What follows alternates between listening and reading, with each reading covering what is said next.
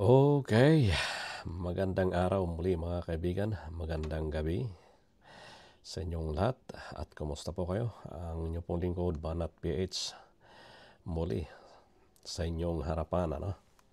At isa na namang video ni Mayor Pico ang ating nakita habang nagtatrabaho nga ako kanina. Ito yung aking pinakikinggan. At habang nakikinig, talagang napapabilib ako. Actually, naririnig ko na ito dating pangalan niya. At minsan na kita ko na rin yung kanyang mga video, pero hindi ko binigyan ng pansin o di ko pinagtunan ng pansin ang kanyang mga ginagawa. Ngayon, ito lang, nakaraang eleksyon, itong nakita ko ang kanyang video, sabi ko, napakagaling nitong tao na to. Itong aking sinasabi ay totoo po ito. Hindi ako nagsasabi ng mga bagay para lang may i-content ako. No. Ito aking binibigyang reaksyon ang kanyang mga video dahil gusto ko na sana mapansin ng mga ibang politiko, mga ibang trapo. Okay? Yung mga trapong mga politiko. Okay? Ano bang ibig sabihin ng trapo? Traditional politician. Traditional politician. Ang mga traditional politician, yun yung sa una, magandang pinapakita, pero sa kalaunan, andun na yun. Hindi niya na nakayanan kumbaga yung sa Ilocano, silang tipirak. o yung sinag ng pera. Hindi napigilan ang sarili at bumalik. Bumalik sa dati o sumunod sa ibang mga trapong politician. Yun yung nagnanakaw sa kaban ng bayan. Yan yung kickback sa mga project ng pamahalaan. Mayroon nga dito mga ibang bato-bato sa langit sa mga politician na gumagawa nito. Kunwaring may ipapakitang ng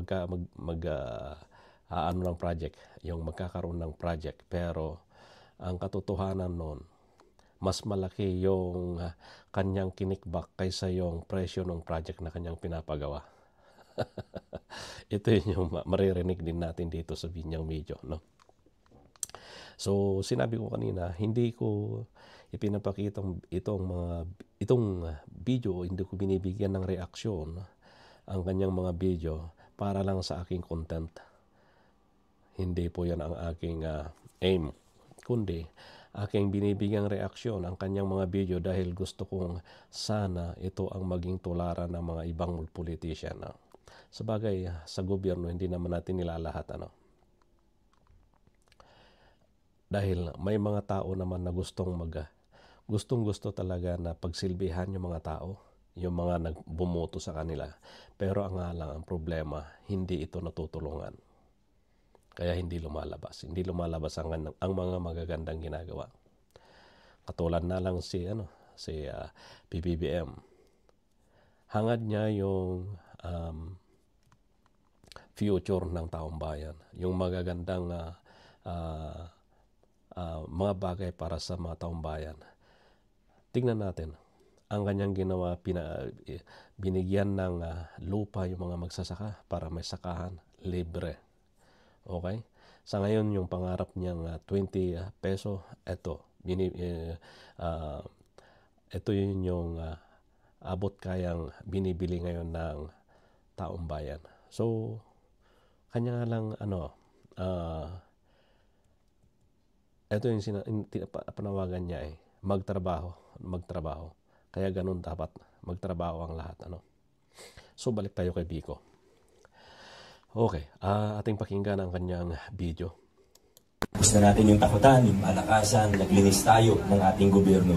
Bilyon-bilyon po ang pinag-uusapan natin. Pero alam niyo po, last na po tungkol sa City Hall. Lubos-lubusin ko na. Okay, itong kanyang video mga kaibigan, akin po lang kinuha yung mga bagay na although lahat ng kanyang mga sinabi ay mahalaga, no? Magaganda, kanyang ginawa.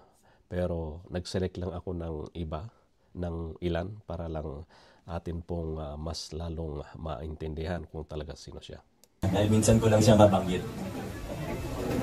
Alam po natin yung matinding pagbabago na ginawa natin noong 2019 na tinapos natin, tinanggal natin yung malalaking kickback. Narinig nyo na po siguro dati yung computation natin. Naririnig din natin, di ba, mga katulad. Yun yung kickback na sinabi ko kanina, yung mga trapong politician, okay? Yun yung kumakamal ng pera ng bayan. Pero ito, si Biko, yun yung kinat niya, tinanggal niya noong 2019, gaya ng sinasabi niya, doon sa kanyang bayang, doon sa Pasig, ika nga. Ni Mayor Benji Magalong na tapat din. Kinukwento niya kung magkano yung mga porsyentuhan, SOP o kickback, na nakakwento niya. Yun. Minsan nga bigyang pansin, tignan ko nga rin yung ni Mayor Magalong. Kasi isang beses nakita ko rin yung video na talagang pinangalandakan niya yung mga kickback, no? Pero hindi ko nabibigyan ng pansin. Pero sa mga susunod siguro na ating mga video, ating titignan din at search natin lahat ng mga bagay na ginawa niya kung talagang maganda ba. Okay, kay Biko Soto muna tayo. Kasi believe na believe talaga ako dito sa tao na to. At ito yung kailangan ng sambayanan o bansang Pilipinas. Yung mga ganitong klase ng politiko. Hindi yung mga trapong politiko. Minsan more than 50% na sa ibang proyekto. Pero pagpalagay na lang natin na 10%, 20%, sa budget ng Pasig ngayon, umabot ng billion yan. Kung nasa 10 billion dumadaan sa procurement, 20%, 2 billion na po yan per year. Isipin na lang po natin, nakatipid tayo ng 1 billion per year sa 9 years ng isang mayor. Yung City Hall na pinapagawa natin ngayon. Kung dati, nagbulsa lang yung pera na yun. Tayo may good for 100 years na proyekto na pakikinabangan ng lahat ng... See? Yun yung pinakikinabangan ngayon ng Pasig, pakikinabangan ng Pasig. Dahil sa kanyang tapat na paninilbihan sa taong bayan ng Pasig, malaki yung kanilang munisipyo. Okay? Pasig yun.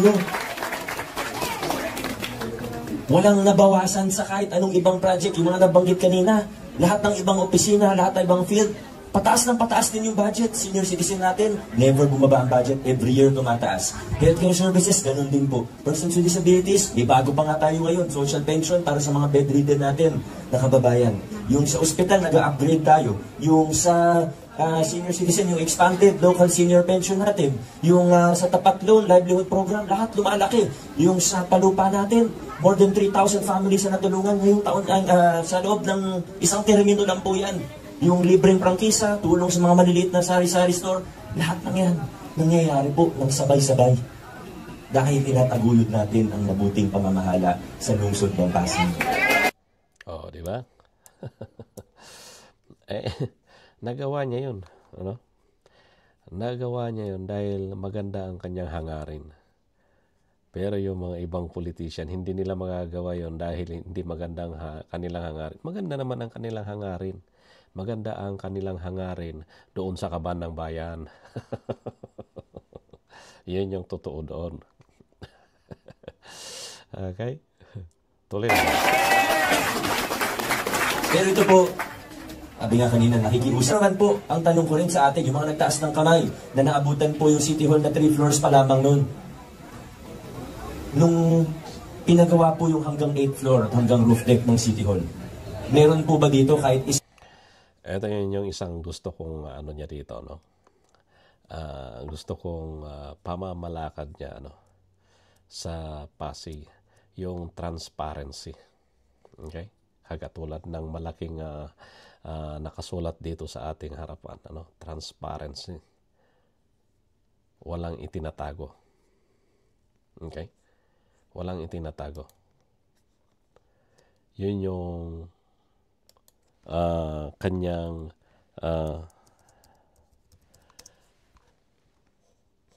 dagdagan natin yung kasi ano yan,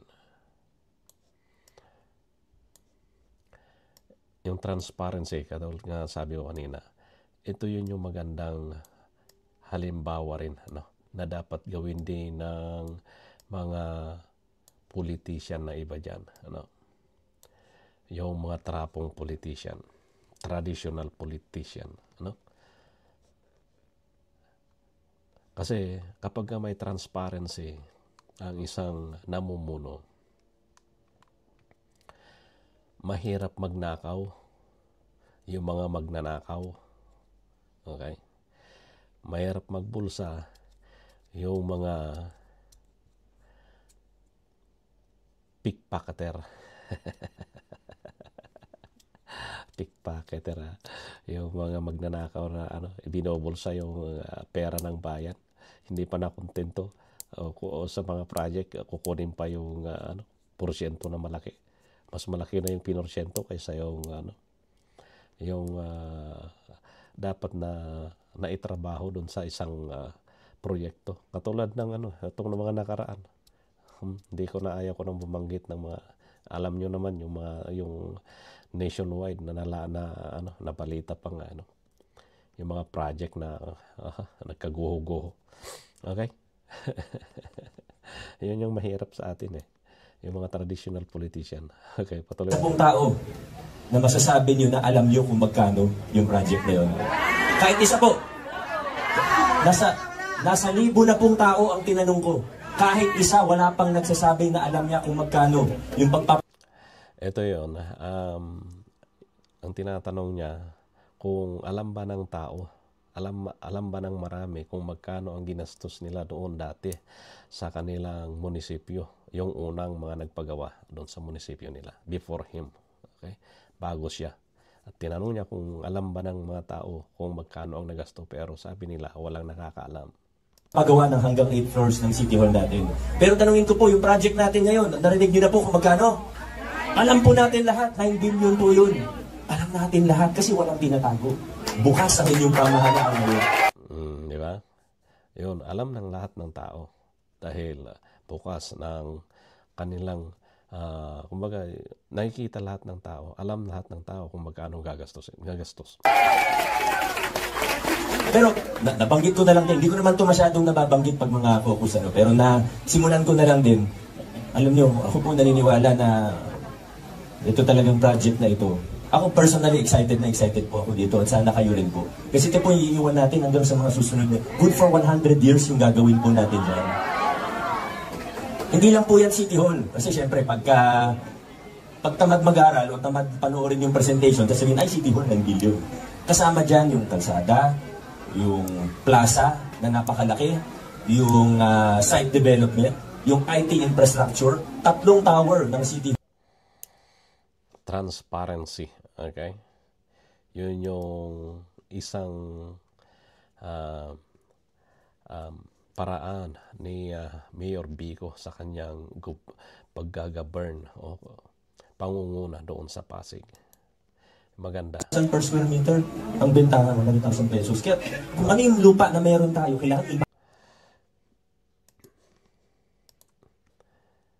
kasama po, lahat sinama na natin. Ibig lang sabihin, at kaya ko lang po ito kinakwento, ang punto lang natin, ito na po yung estilo ng paggugobyerno ngayon. Walang tinatago, bukas na bukas, nakabuklat ang libro, kita kung anong ginagawa, anong nangyayari, at responsibo sa pangangailangan ng tao.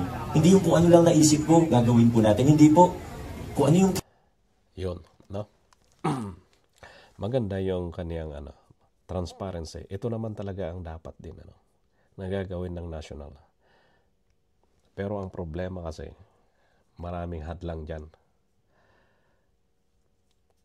Maraming naghahadlang yan. Ang transparency, may gusto, narinig ko si PBBM, gusto niya rin ng transparency. Pero maraming ayaw. Sino yung mga ayaw? Yung mga trapo. Mga trapong politician. No? Mga traditional politician na ang gusto ay magnakaw lang. Okay? Actually, napakayaman ang Pilipinas sa totoo lang. Napakayaman ang Pilipinas. Pero napakayaman ng gobyerno kung iingatan lang talaga o isasagawa ng tapat yung pera ng bayan. Napakayaman. Hindi dapat na ganyan ang dignidad o hindi dapat nakasa third world country ang Pilipinas dahil ang Pilipino marunong, magaling magtrabaho, magaling sa lahat. Kaya nga isa dito yung pagnanakaw eh. Kaya mga kaibigan, ulit, hindi ko ito binibigyan ng reaksyon ang kanyang video, si Vico Soto, Mayor Vico, para lang sa aking content, no. Gusto ko lang bigyan ng reaksyon dahil believe ako sa kanya at wish ko lang na sana maraming mga politician ang gumaya sa kanya. Yung totoong pagseservisyo. Yun lang yun. Okay, maraming salamat po sa inyong panonood muli sa ating video. At sa mga hindi pa nakapag-subscribe, mga kaibigan, libre po mag-subscribe para ma-notify po kayo sa aking mga susunod na video. Pindutin na rin ang notification bell. Okay? At kung ano man ang yung reaction din patungkol dito kay Mayor Vico, kung ano yung mga magagandang masasabi nyo rin patungkol kay Mayor Vico, libre pong isulat lang dyan sa komenta. At maraming salamat din sa mga nag-comment. Sabi nila may nagsabi gusto rin nila talaga si Mayor Vico na maging next president. Okay? Meron din yung iba nagsabi na bata pa siya, pero okay, darating ang araw at sana hindi magbabago. Okay? At alam naman natin, nakikita natin na talagang hindi walang puwang ng pagbabago sa kanya dahil pangatlong termino niya na ito. Okay, maraming salamat po and may God bless you. Mabuhay po ang Pilipinas.